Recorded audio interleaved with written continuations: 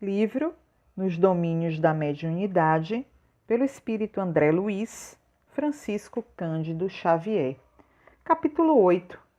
Psicofonia sonambúlica. Sob a guarda de venerando amigo, que mais se nos afigurava um nune apostolar, pobre espírito dementado varou o recinto. Lembrava um fidalgo antigo, repentinamente arrancado ao subsolo, porque os fluidos que o revestiam eram verdadeira massa escura e viscosa, cobrindo-lhe a roupagem e despedindo nauseabundas emanações. Nenhuma das entidades sofredoras que se acotovelaram à frente exibia tão horrenda faces. Aqui e ali, nos variados semblantes, a se comprimirem no lugar reservado a irmãos menos felizes, as máscaras de sofrimento eram suavizadas por sinais inequívocos de arrependimento, fé, humildade, esperança. Mas naquele rosto patibular, parecendo emergir do lençol de lama, aliavam-se a frieza e a malignidade, a astúcia e o endurecimento. Ante a expressão com que surgia de inopinam, os próprios espíritos perturbados recuaram receosos. Na destra, o estranho recém-chegado trazia um azorrangue que tentava estalar, ao mesmo tempo que proferia estrepitosas exclamações. Quem me faz chegar até aqui contra a minha vontade? Bramia semiafônico. Covardes! Por que me segregarem assim? Onde estão os abutres que me devoraram os olhos? Infames! Pagar-me-ão caro os ultrajes sofridos. E evidenciando o extremo desequilíbrio mental de que se fazia portador, continuava em rude tom de voz. Quem disse que a malfadada revolução dos franceses terá reflexos no Brasil? A loucura de um povo não pode alastrar-se a toda a terra. Os privilégios dos nobres são invioláveis. Vêm dos reis, que são indiscutivelmente os escolhidos de Deus. Defenderemos nossas prerrogativas, exterminando a propaganda dos rebeldes e regicidas. Venderei meus escravos alfabetizados, nada de panfletos e comentários da rebelião, como produzissem um chicote no lombo. Cativos são cativos, senhores são senhores, e todos os fujões e criminosos conhecerão o peso dos meus braços. Matarei sem piedade.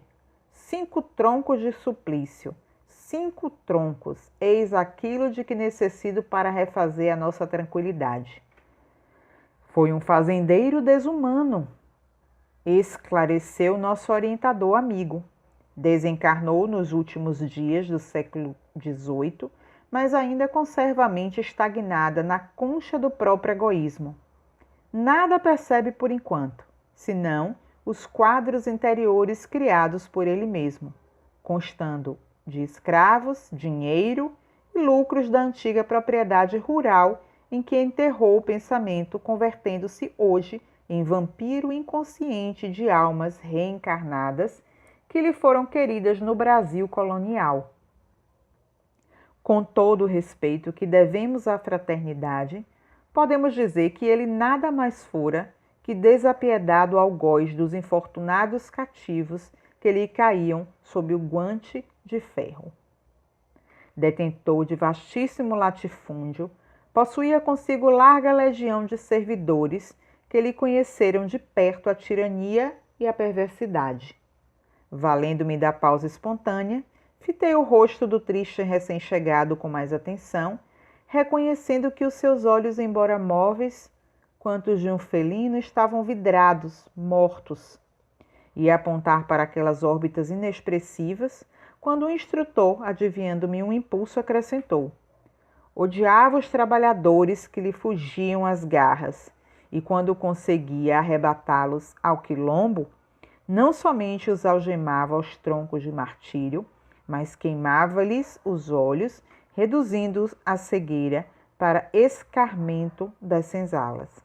Alguns dos raros quilombolas que resistiam à morte eram sentenciados depois de cegos às mandíbulas de cães bravios, e cuja sanha não conseguiam escapar.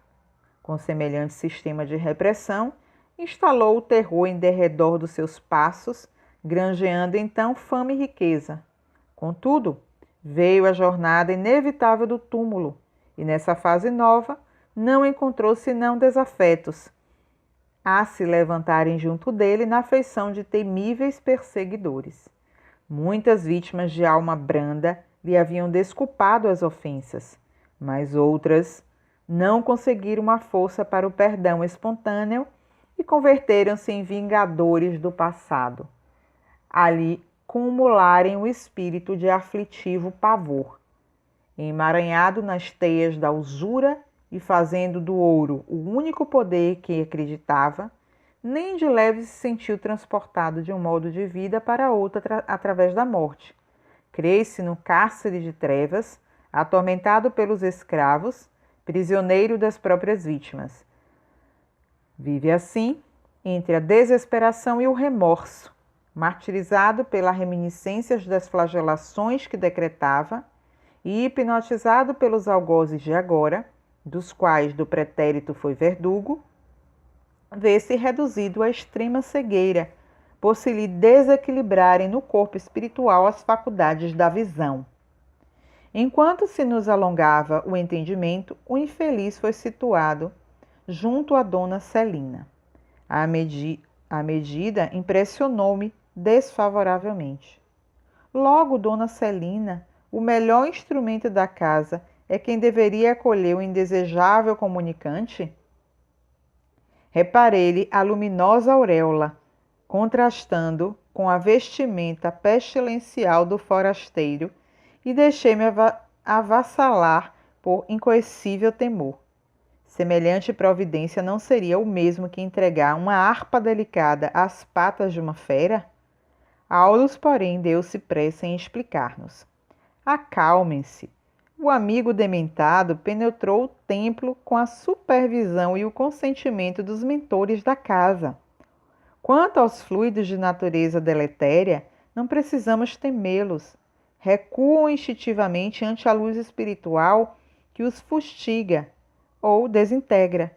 É por isso que cada médio possui ambiente próprio e cada assembleia se caracteriza por uma corrente magnética particular de preservação e defesa.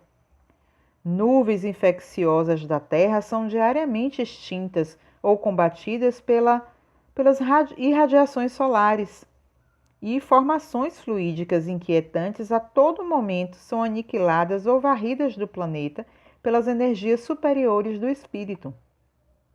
Os raios luminosos da mente, orientada para o bem, incidem sobre as construções do mal, à feição de descargas elétricas, e compreendendo-se que mais ajuda aquele que mais pode, nossa irmã Celina é a companheira ideal para o auxílio desta hora.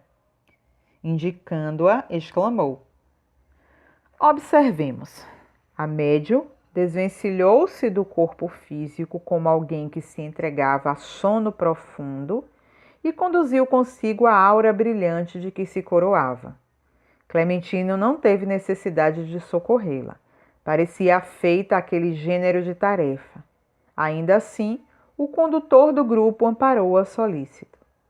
A nobre senhora fitou o desesperado visitante com manifesta simpatia e abriu-lhe os braços, auxiliando-o a senhorear o veículo físico então em sombra.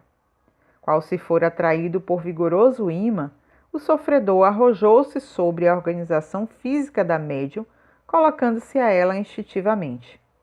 Auxiliado pelo guardião que o trazia, sentou-se com dificuldade, afigurando-se-me intensivamente ligado ao cérebro mediúnico. Se Eugênia revelara-se benemérita enfermeira, Dona Celina surgia aos nossos olhos por abnegada mãezinha, tal a devoção afetiva para com o hóspede infortunado. Dela partiam fios brilhantes a envolvê-lo inteiramente, e o recém-chegado, em vista disso, não obstante senhor de si, demonstrava-se criteriosamente controlado. Assemelhava-se a um peixe em furiosa reação entre os estreitos limites de um recipiente que em vão procurava dilacerar. Projetava de si estiletes de treva que se fundiam na luz com a que celina alma o rodeava dedicada. Tentava gritar impropérios, mas debalde. A médium era um instrumento passivo no exterior, entretanto, nas profundezas do ser, mostrava as qualidades morais positivas que lhe eram conquista inalienável, impedindo aquele irmão de qualquer manifestação menos digna. Eu sou José Maria, clamava o visitante, irritadíssimo, enfileirando outros nomes com o evidente intuito de lançar importância sobre a sua origem. Amontoava reclamações, deitava reprimendas e revoltava-se exasperado, contudo percebi que não usava palavras semelhantes às que proferia junto de nós. Achava-se como que manietado, vencido, embora prosseguisse rude e áspero. Aparecia tão completamente implantado na organização fisiológica da medianeira, tão espontâneo e tão natural, que não só optei a perguntas a me escorrerem cérebres do pensamento. A mediunidade falante em Celina era diversa? Eugênia e ela se haviam desligado da veste carnal durante o trabalho. Porque a primeira se mantivera preocupada, qual enfermeira inquieta, enquanto que a segunda parecia devotada tutora do irmão dementado, seguindo com cuidados de mãe. Por que numa delas a expectação atormentada e na outra a serena confiança? Desculpando-nos a condição de aprendizes, Aulus passou a esclarecer-nos enquanto Clementina e Raul Silva amparavam o comunicante através de orações e frases renovadoras de incentivo ao bem. Celina, explicou bondoso, é sonâmbula perfeita. A psicofonia, em seu caso, se processa sem necessidade de ligação da corrente nervosa do cérebro mediúnico à mente do hóspede que o ocupa. A espontaneidade dela é tamanha na cessão de seus recursos às entidades necessitadas de socorro e carinho que não tem qualquer dificuldade para desligar-se de maneira automática do corpo sensório, perdendo provisoriamente o contato com os centros motores da vida cerebral. Sua posição medianímica é de extrema passividade. Por isso mesmo, revela-se o comunicante mais seguro de si, na exteriorização da própria personalidade. Isso, porém, não indica que a nossa irmã deve estar ausente ou irresponsável. Junto do corpo que lhe pertence, age na condição de mãe generosa, auxiliando o sofredor, que por ela se exprime, qual se fora frágil e protegido de sua bondade. Atraiu-o a si, exercendo um sacrifício voluntário, que lhe é doce ao coração fraterno, e José Maria, desairado e desditoso, imensamente inferior a ela, não lhe pôde resistir. Permanece assim agressivo tanto quanto é, mas vê-se controlado em suas menores expressões, porque a mente superior, subordinada às que se lhe situam à retaguarda nos domínios do espírito. É por essa razão que o hóspede experimenta com vigor o domínio afetuoso da missionária que lhe dispensa amparo assistencial. Impelido a obedecer-lhe, recebe-lhe as energias mentais constringentes que o obrigam a sustentar-se em respeitosa atitude, não obstante revoltado como se encontra. Diante da pausa que se fazia natural, reparamos que Silva conseguia franco progresso na doutrinação. O ex-tirano rural começava a assimilar algumas restes de luz.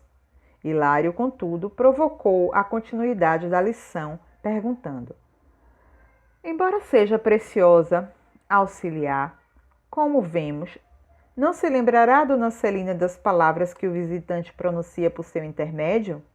Se quiser, poderá recordá-las com esforço, mas na situação em que se reconhece, não vê qualquer vantagem na retenção dos apontamentos que houve. Indubitavelmente, ponderou meu colega, observamos singular diferença entre as duas médias que caíram em transe.